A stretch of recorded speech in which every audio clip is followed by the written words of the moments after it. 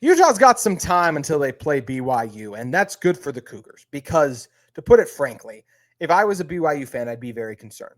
Starting a true freshman, as we just talked about last year with Nico in Tennessee, I mentioned Dylan Raiola too, it doesn't go very well.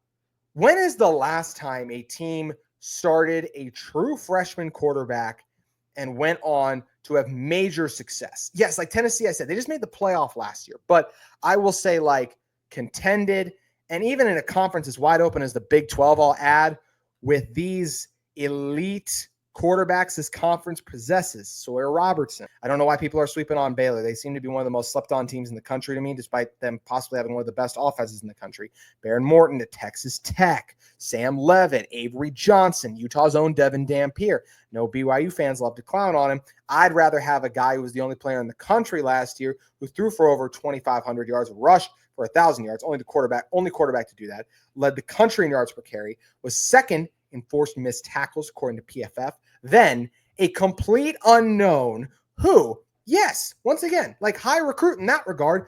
How good does that serve guys when they actually get to campus? How often do we see high recruits bust? Not saying Bear Bachmeier is going to be a bust, but I'm saying I don't expect his first year with the Cougars to be a very robust offensive output, because speaking overall, we don't normally see that from true freshmen.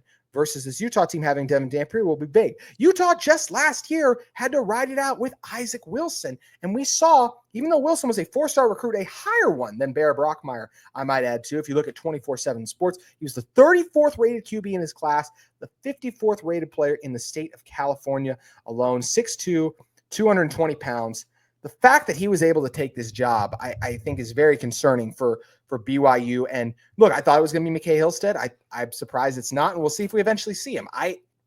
We'll see. It's going to be hard for Bear to finish out the season. Sometimes we see true freshmen do this, but I think it's going to be hard, especially with the expectations that BYU understandably has after the success last season. But this is a BYU team too. Let's not forget they have questions at both their offensive tackle spots. I think the interior offensive line will be solid for the Cougars, but they have massive questions at the tackle spots because of the lack of playing time for those guys. You look at as well too, what does this BYU team also have? They're trying to have this defensive line come together. The defense as well. It's a lot of, they have some guys who are back contributors, and I trust Jay Hill, but there's some new pieces there. Also, Chase Roberts, he's awesome. No one else on that BYU receiving core has cracked over 230 yards in a collegiate receiving season. I like Parker Kingston, but you got to go out there and prove that you can do it. And I think this BYU team is going to struggle to do that this year as a Big 12 contender. Honestly, when I first heard the news of this, I said, I don't know if BYU is going to make a bowl game this year because they have such a massive question mark at the most important position in the sport.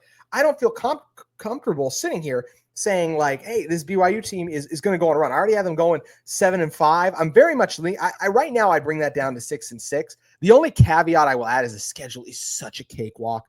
Portland State week 1, shout out Big Sky, but they're winning that, right? Stanford, that might be the worst P4 team. East Carolina, I know it's cross country and Jake was nervous about it, but I'm just not scared of that. And then they do have their schedule they get some of the worst teams in the Big 12, so they line up a little bit lucky there. I don't think West Virginia is going to be very good this year.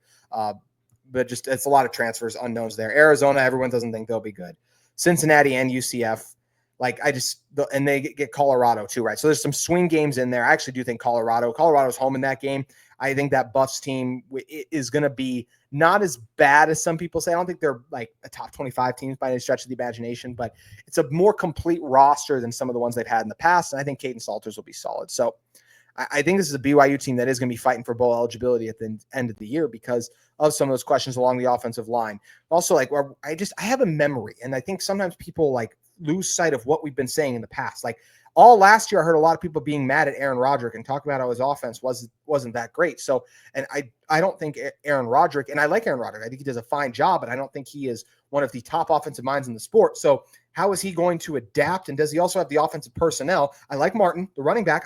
Carson Ryan, I think he's going to have a really good year. We already said Roberts, but the other receivers, those questions at offensive tackle, if your blind side isn't solidified, that's a massive concern if you're this BYU team. And I do think it's a massive concern. So we'll see how Bear does dealing with the pressure. Jake Retzloff, he was not great last year by any stretch of the imagination, but he was still I still think he was a top 10 quarterback in the conference last year. But I know that, it's hey, he was technically graded as the 11th, whatever. He came through in moments. It's funny the switch that's now happened.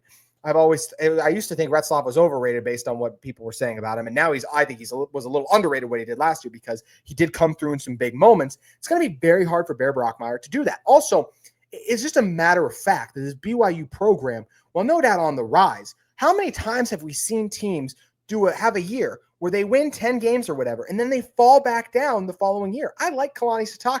Don't think BYU is going to be a disaster by any stretch of the imagination, but I just don't see this team as a Big 12 contender this year because at the biggest and most important position in the sport, they have a massive question mark. And right now, one of the, on paper, worst starting quarterbacks in the Big 12.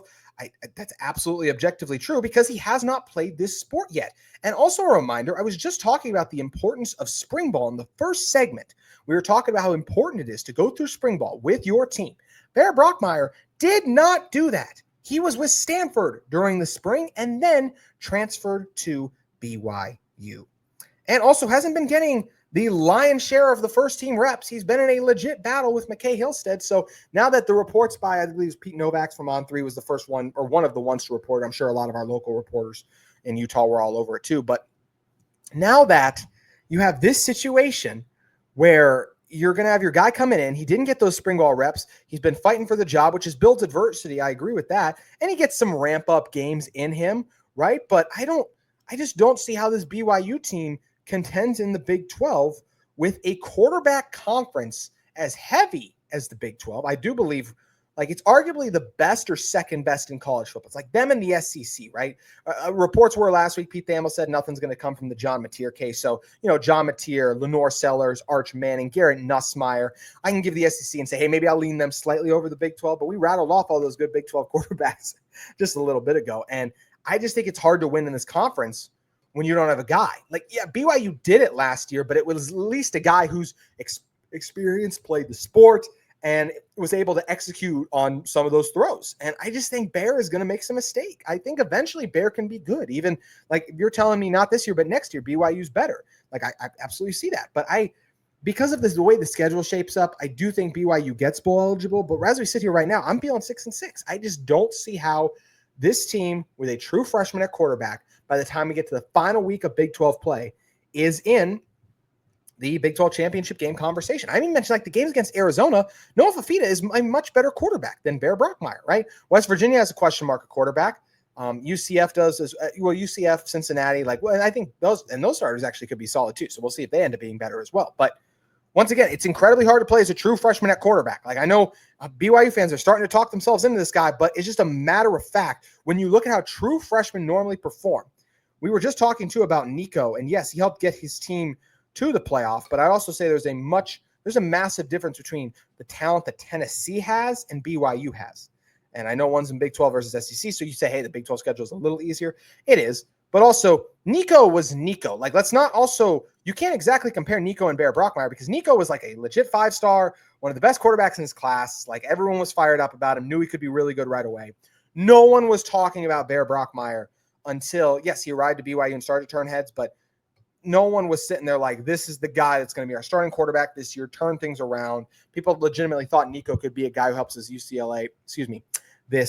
Nico could be a guy who helps that Tennessee program last year reach the forefront of college football. And now that's exactly what BYU is hoping Bachmeier can do, but I have my questions about that. Today's show is brought to you by DripDrop. If you're trying to stay on top of your routine, whether that's workouts, long days on campus, or staying focused through back-to-back classes, hydration is where it all starts, and that's where DripDrop comes in. When I'm on top of my hydration, I notice everything works better. My energy, my mood, my focus, even my skin. But getting enough fluids every day isn't always easy. That's why I've been loving DripDrop. DripDrop is doctor-developed and scientifically proven for fast hydration. It uses the perfect balance of sodium, electrolytes, and glucose to help your body absorb fluids quickly, delivering 3 times the electrolytes and half the sugar of a leading sports drink. It's become my go-to sports drink as well, too. Just helping me keep fueled, refreshed as well. During those long summer days, it's just been so hot. I know it has been in Utah, all over, wherever you're listening to this podcast. Use DripDrop to help you stay hydrated and refreshed. Right now, DripDrop is offering Locked On listeners 20% off your first order. Just a heads up, DripDrop.com.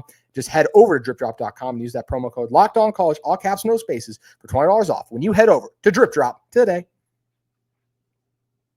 Thank you again for making Locked On Utes your first listen and view of the day. We'll be back with you tomorrow as Utah football's 25 season inches closer and closer.